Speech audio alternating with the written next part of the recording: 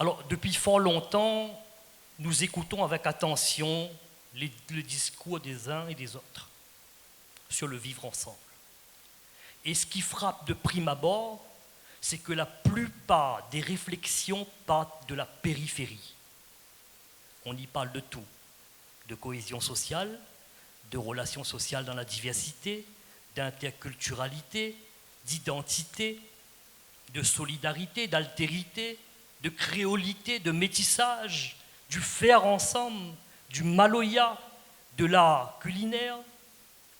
S'il est vrai que ce sont des approches intéressantes pour tenter de mieux comprendre les multiples expressions du vivre ensemble et qu'il faut saluer le travail effectué, il n'en reste pas moins que l'essentiel du concept est non seulement occulté par la réfraction de ses propres ramifications, mais plus particulièrement par les discours imprécis, les concepts peu clairs, les définitions approximatives. Nous sommes dans une époque d'approximation. Nous sommes dans une époque d'approximation parce que certains modes de pensée sont approximatifs. Nos réflexions répètent en boucle les mêmes formules à mesure que nos intelligences et nos sensibilités s'atrophient. Nous avons l'impression d'être dans une forme de monologue dialogué. Et dans l'ordre de l'appropriation la plus naturelle des postures, consiste à réduire l'horizon des possibles à son unique point de vue. Qu'est-ce que le vivre ensemble ? Il est impensable de traiter un tel sujet sans se poser la question de savoir comment vivre ensemble quand on ne sait même pas comment vivre avec soi-même. La connaissance de soi, au cœur du vivre ensemble. Sans cela, comment prétendre à la connaissance de l'autre, de l'altérité, de la reconnaissance de son prochain dans sa différence, sans connaître qui nous sommes au plus profond de nous-mêmes? En observant l'histoire et le macrocosme, le père fondateur de la sociologie, Ibn Khaldoun, au XIIIe siècle, a relevé dans son œuvre intitulée « L'introduction » que les civilisations passent et évoluent par cycles, que le passé est l'avenir et l'avenir le chemin d'un nouveau passé. Étrangement, le microcosme de la conscience révèle les mêmes dispositions. Les êtres humains, athées ou pas, les idéalistes comme les rationalistes, les philosophes comme les scientifiques, sont sur la voie des itinérants qui mènent à soi.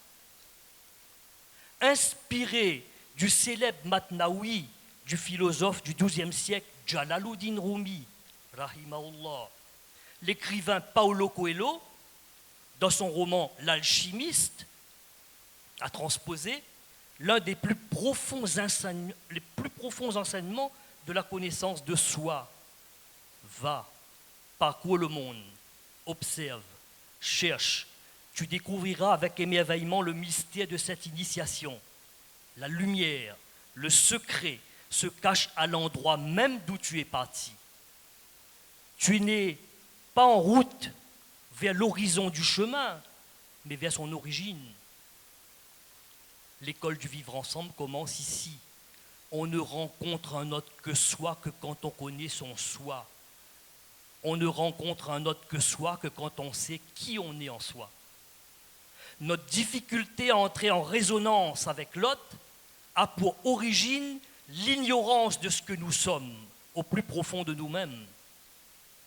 Ne sachant pas qui nous sommes, nous avons peur de qui nous ne sommes pas. Il faut que les Réunionnais fassent très attention de ne pas tomber dans ce piège. Une connaissance de soi très superficielle, pour ne pas dire inexistante, et qui conduit fatalement au mépris, à la haine, à la violence. L'ignorance mène à la peur mène à la haine, et la haine conduit à la violence. Voilà l'équation, disait Ibn Rushd, Averroès. Quel effort faites-vous dans l'idée d'une connaissance de soi qui puisse vous permettre d'entrer en connexion avec vous-même? Quel effort faites-vous dans l'idée d'une connaissance de l'autre qui puisse vous permettre d'entrer en résonance avec lui.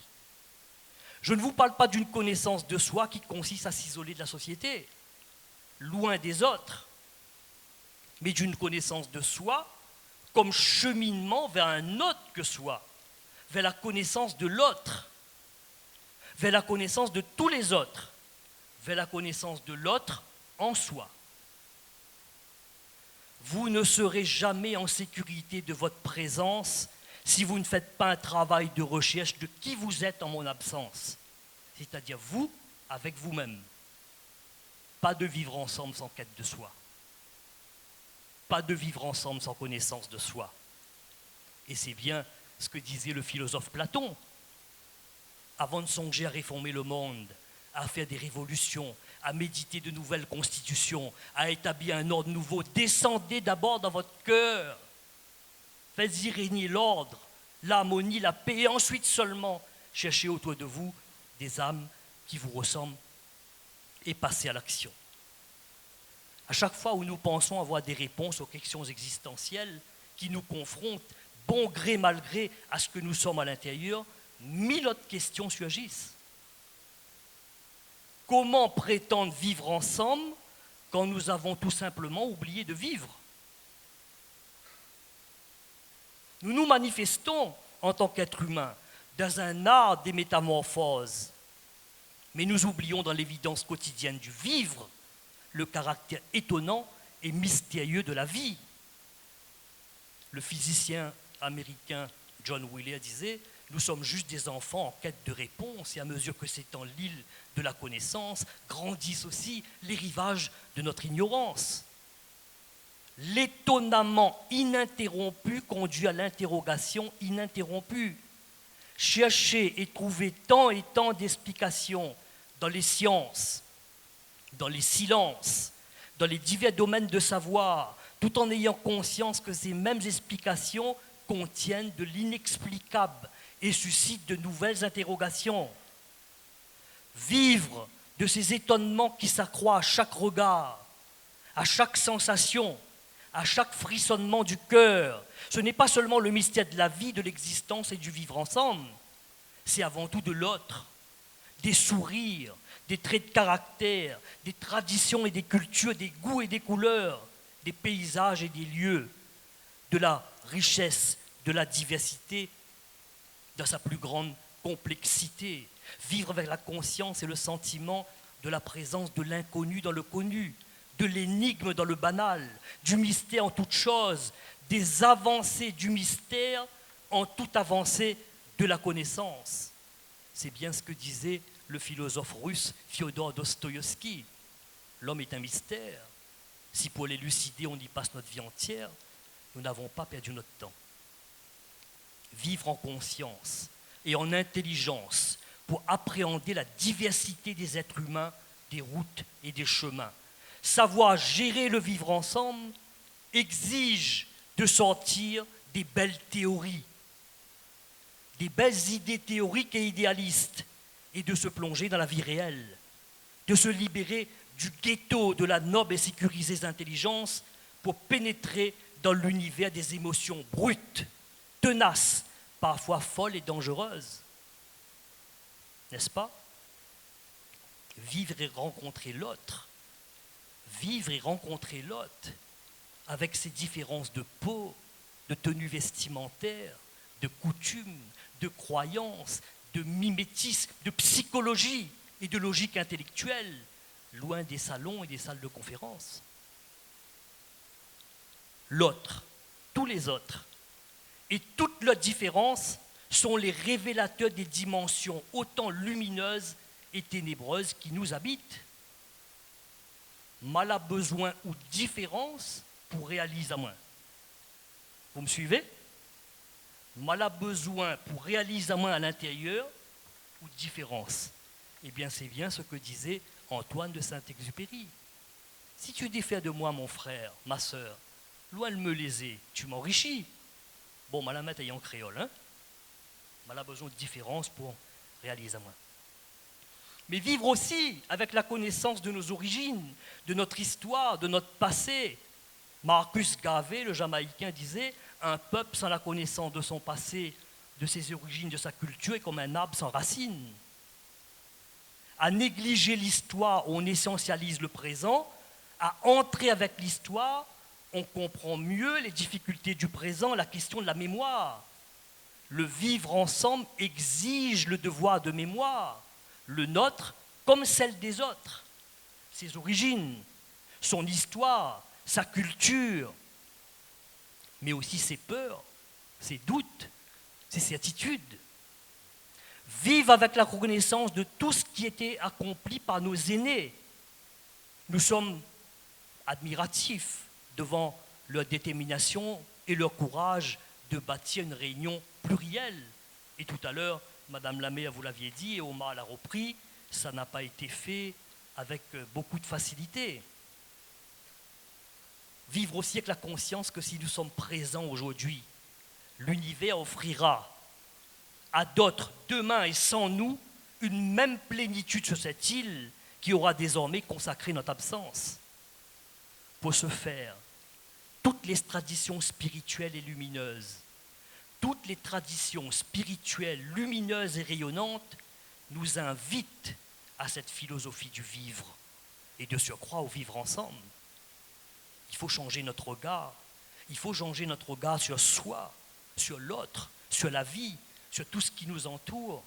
Alors l'ancien, l'habituel devient nouveau. On y voit d'autres choses que l'on avait ignorées, pas vues, tout à fait négligées. Notre regard s'approfondit, se transforme, se densifie, s'élève. Cette conversion du regard est une conversion du cœur. C'est le passage de l'état de celui qui observe, qui contemple, à l'état de celui qui aime. Pas de vivre ensemble sans quête de sens. Et puis, comme dit Créole, si vous n'arrivez pas à changer votre regard, change au moins votre lunette. Ce cheminement induit immanquablement la notion de responsabilité afin d'entrer dans un dialogue de connaissances, des dialogues d'ouverture. Le vivre ensemble est un état d'esprit, une école de la vie. Sa force est la connaissance mutuelle fondée non seulement sur la reconnaissance de nos similitudes, mais aussi sur la conscience respectueuse de nos divergences.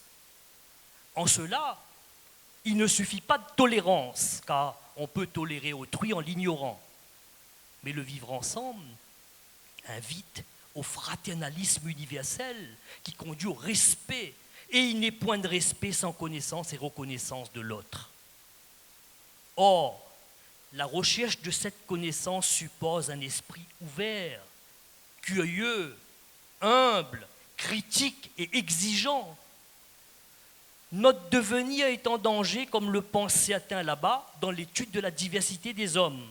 1000 fois non, il est en danger dans l'ignorance entretenue. Une compréhension profonde et intelligente de la diversité devrait nous engager sur les sentiers de la connaissance. L'enjeu de ce savoir, la conscience de la complexité, mais de l'humilité du cœur et de l'intelligence, pas de vivre ensemble sans quête de la connaissance. Un engagement pour la connaissance dans la diversité, au-delà des apparences, des rôles et des fonctions, c'est retrouver les chemins de la vie, de l'émerveillement, de la contemplation, afin d'exprimer le vivre ensemble par nos plus beaux comportements. Certes, nous respectons les formes, les airs et les apparences, mais de moins en moins le fond. Nos pauvres, nos marginalisés, nos chômeurs, nos sans domicile fixe, nos nécessiteux, comment pouvons-nous être si pleins d'émotions passives pour eux? Ceux qui vivent à nos côtés et que nous ne voyons pas et que nous ne voyons plus. Cet amour et ce respect envers eux, envers les pauvres, les nécessiteux, cet amour et ce respect ne sont-ils pas l'âme du vivre ensemble? Quand on a une vie meilleure que les autres, disait le poète, on construit une table plus longue, pas une clôture plus haute. Pas de vivre ensemble sans solidarité. S'il est naturel que les peuples et les nations aient une identité, qu'ils savent d'où ils viennent et comment ils sont arrivés à La Réunion. Il devient de plus en plus impératif, mes chers amis, il devient de plus en plus impératif qu'ils aient une conscience. Il faut bien venir de quelque part. Dans un premier temps, nous appartenons à notre mémoire, à nos origines, à notre environnement, mais aussi à nos odeurs, à nos couleurs, à nos traditions, à nos cultures, à nos littératures. Nous sommes habités par ce que nous habitions. De génération en génération, natifs de La Réunion, nous sommes faits de plusieurs cultures. Nous sommes pétris par de multiples identités. Nous sommes, par essence, habités par l'essence de toutes les civilisations.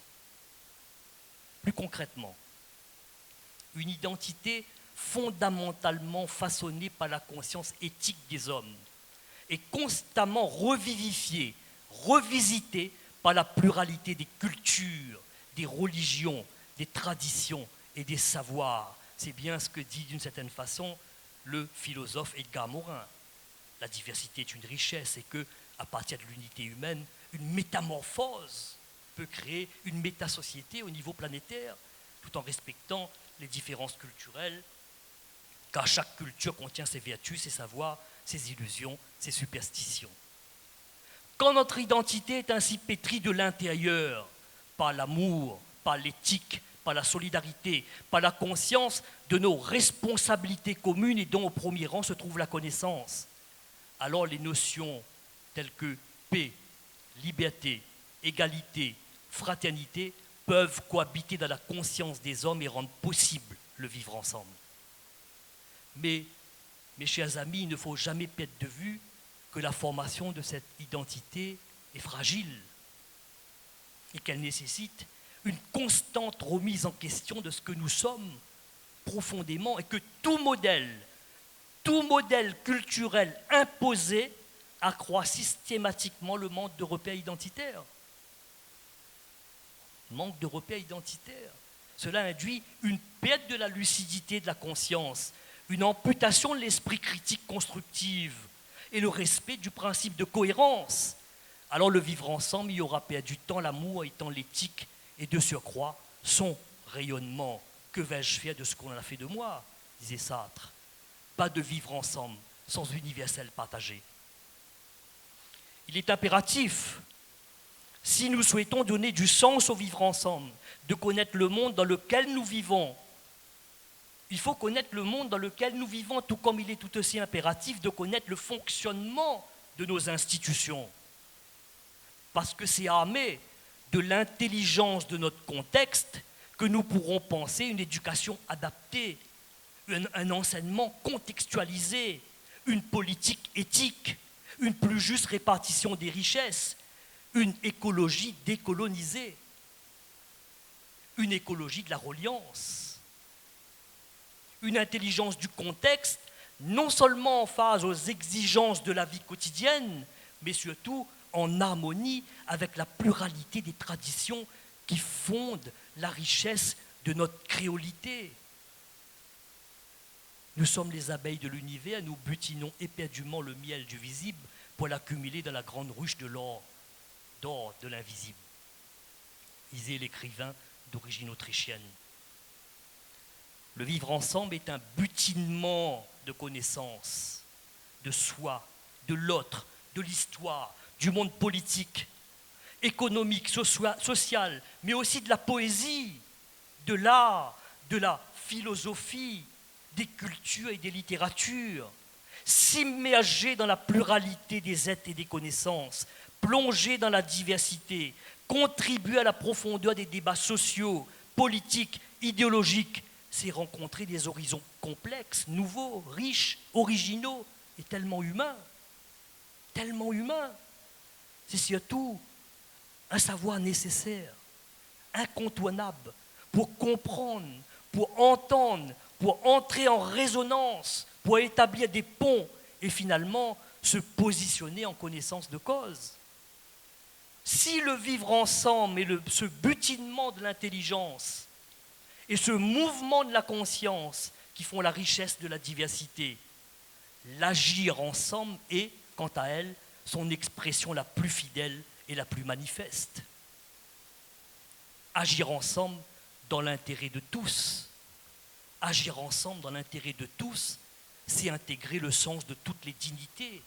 C'est l'émergence d'une conscience réunionnaise qui a l'humilité de travailler avec tout un chacun, l'ambition de changer, le courage de s'exprimer clairement et avec respect. L'agir ensemble devrait stimuler la conscience d'être un acteur témoin au cœur de notre société, comme elle transforme chacun d'entre nous en acteur stimulateur de la conscience éthique de la collectivité. Et l'on ne peut formuler une véritable éthique de l'agir ensemble que dans la conscience des complexités humaines. On a le droit d'adhérer, on a le droit de choisir, mais on n'a pas le droit de condamner dans l'ignorance, par ignorance, avec arrogance. Il est facile pour certains de dire que les politiques sont incapables, quand beaucoup trop de citoyens sont devenus paresseux. L'agir ensemble est exigeant. Il n'y a pas de modèle clé en main. C'est la rencontre de sujets responsables et non de victimes passives. C'est regarder ensemble les défis de notre société. Pas de vivre ensemble sans agir ensemble. Nous arrivons au terme de cette intervention. C'est vrai que 30 minutes, ça passe vite. Pour résumer ce qu'on a vu, ça part de soi, la connaissance de soi, tout à l'intérieur, la quête de soi, la quête de sens, le sens de sa vie, la quête de la connaissance, l'éthique et la solidarité, l'universel partagé, l'agir ensemble. Nous sommes partis de l'intime qui nous habite vers la société des hommes. Le vivre ensemble est un voyage initiatique, parce que c'est bien de cela qu'il s'agit quand nous parlons du vivre ensemble. Un voyage vers le centre de gravité de soi et qui nous conduit naturellement vers le centre de gravité de tous. Un voyage au cœur des résonances communes dans la construction d'un avenir commun. Le vivre ensemble est un miroir où l'on entend le murmure d'autres voix. On entend le murmure d'autres voix, d'autres espérances. Et il faut, mes chers amis, tourner son cœur en direction de ces murmures, lever la tête, ouvrir sa porte et se mettre en route. Se connaître et se reconnaître dans les richesses inestimables des émergences du vivre ensemble, de la connaissance, de la communication, du don de soi et de la fraternité. C'est la réalité du vivre. La réalité du vivre est émergente. C'est un cœur qui prie seul et une intelligence qui construit ensemble. C'est un cœur qui prie seul et une intelligence qui construit ensemble. Le vivre ensemble est un appel du cœur et un élan de l'intelligence qui traduit le sens d'un chemin. Voilà un pur arabe créole La Réunion et m'y aime toutes. Je vous remercie.